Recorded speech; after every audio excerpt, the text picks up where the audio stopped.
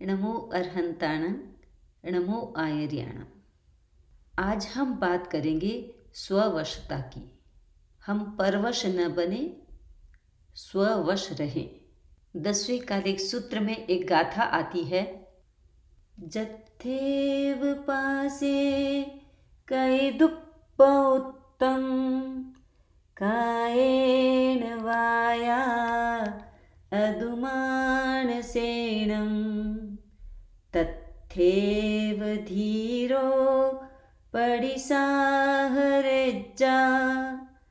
आयन्नो क्षिप्पमिव खलीनम। जहाँ कहीं भी मन, वचन और काया को दुष्प्रवृत्त होता हुआ देखे तो धीर व्यक्ति वहीं संभल जाए, जैसे जातिमान अश्व लगाम को खींचते ही संभल जाता है। हमारे पास 3 साधन हैं, 3 इंस्ट्रूमेंट हैं, मन, वचन और शरीर।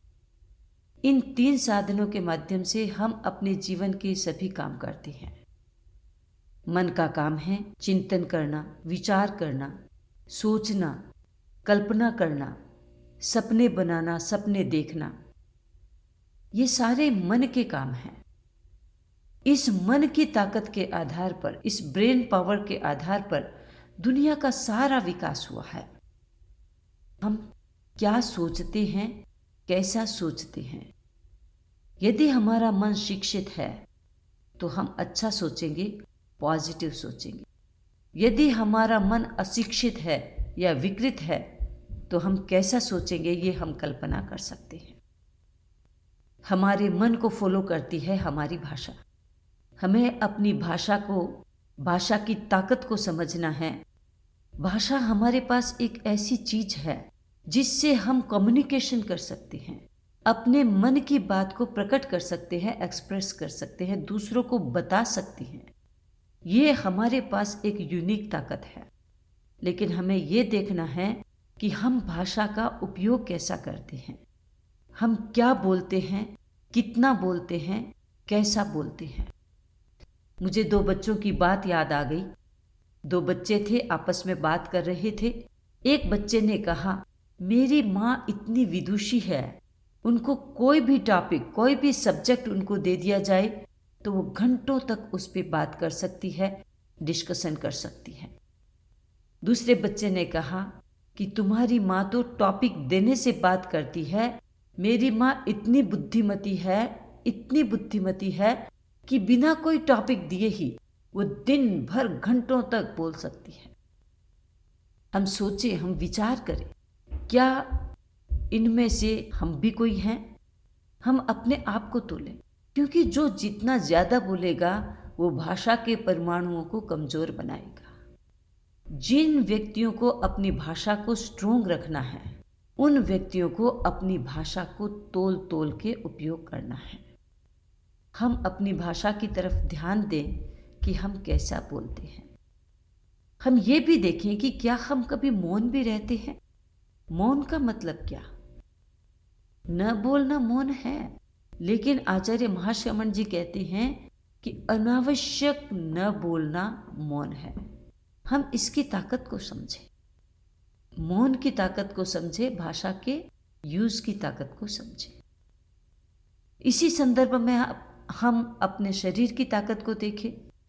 हम दिन भर में जितना करते हैं, जो भी करते हैं, हम ये देखें कि क्या वो उपयोगी है हमारे लिए, क्या वो उपयोगी है मेरे परिवार के लिए, क्या वो उपयोगी है मेरे समाज के लिए।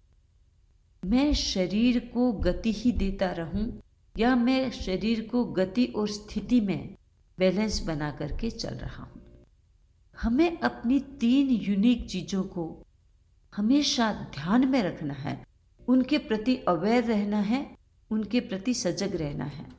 और जब भी हमें लगे हमारे ये तीनों इंस्ट्रूमेंट कहीं गलत दिशा में तो नहीं जा रहे हैं, हमारा मन कहीं डिप्रेस्ड तो नहीं हो रहा है, हमारे मन में कोई निगेटिव बातें तो नहीं आ रही है, कोई डिस्ट्रक्टिव बातें तो नहीं आ रही है। आप देखते हैं दुनिया में अच्छे अच्छे लोग सुसाइड कर लेते हैं, अच्छे अच्छे संबंधों को लोग बोल करके खराब कर लेते हैं, अच्छे अच्छे कामों को पानी फेर देते हैं। हम सोचें, विचार करें कि हमारी ऐसी कोई भी दुष्प्रवृत्ति हो और हमारे ध्यान में आ गई है, हमें ध्यान देते रहना भी है, तो हम उसी समय उसको एक नए डायरेक्शन में ले जाएं, उसी समय वहाँ डिसिप्लिन करें और सजगता से वहीं संभल जाए। संभल कर रहते हुए भी कहीं कभी ऐसा लगे मेरा मन का घोड़ा चंचल बन रहा है, मेरी वाणी की चिड़िया बेबाक हो रही है और मेरी शरीर की नाव प्रमाद में जा रही है, बस उसी क्षण संभल जाए, सजगता की लगाम से सभी को अनुशासन में लाकर सुरक्षित कर ले। इसी में आत्मा का हित है। आज इतना ही। ओम अरहम।